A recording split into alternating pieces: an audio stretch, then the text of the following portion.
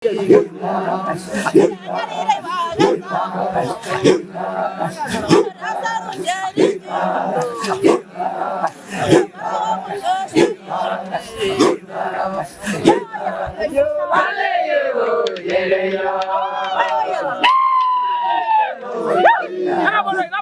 naitwa Frank Kosen, nimetoka South Sanaro kufanya public administration and political science hapo Kisii University.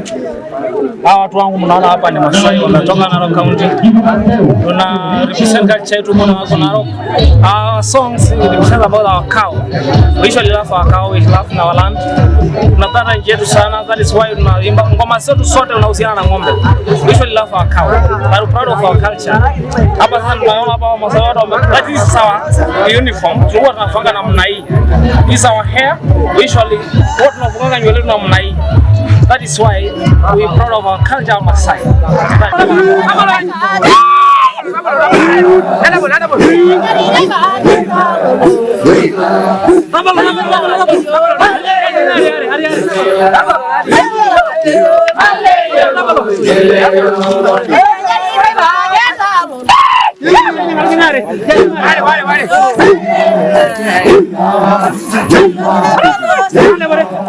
Take that cultural week. Our culture is very important. We shall value about it.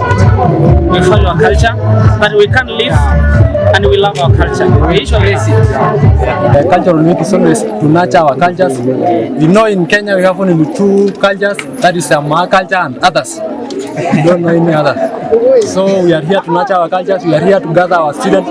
Ukijaribu kuona wakati mwingine tukiwa lectures hatuna wanafunzi wengine, lakini when it comes to cultural week we gather ourselves. We are in different institutions here in Kisii, but tukikuwa na cultural week tunatafutana, tunapatana. That is the first importance of this cultural week. The other one is we explore our culture, because we as Masai we have only one thing which is most, and this is culture. These things like education, they fall after culture. So we are proud of our culture, and we are always say that MAA and others. According to our culture yetu ya Masai is one of the unique cultures in the world actually, and it's very important to us. So we have this, sisi kama Masai tumeshikilia culture yetu sana compared to ile culture ya the western culture that is coming from abroad. Inakuja ina diminish most of the cultures from the other communities, but sisi we have sticked intact with our culture, and that is why up to this far culture yetu ya Masai bado inadumu.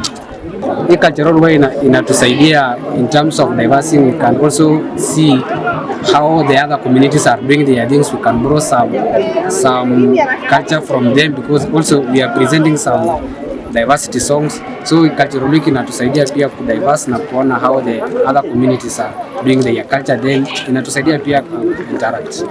Our culture, we value it as the MAA community because it's a culture that is being embraced countrywide and even in the whole world. And for the women, we embrace it because some of the cultures and customs have not yet been diminished by even the Western life. And we say, as the MAA community, we will still embrace it to the end. That yes, I am still seeing our culture being intact, because we have not adopted the Western culture at all cost. Actually, they are the ones who are coming to adopt ours in the next 30 years. Our culture still remains the same, and it's very unique. According to now in the MAA community, women are not being diminished. Girls are being educated, and we have now the value of women in our society. And we still say that we are not going to let the men dehumanize our rights, and we are going to embrace our culture to the end, and we say MAA.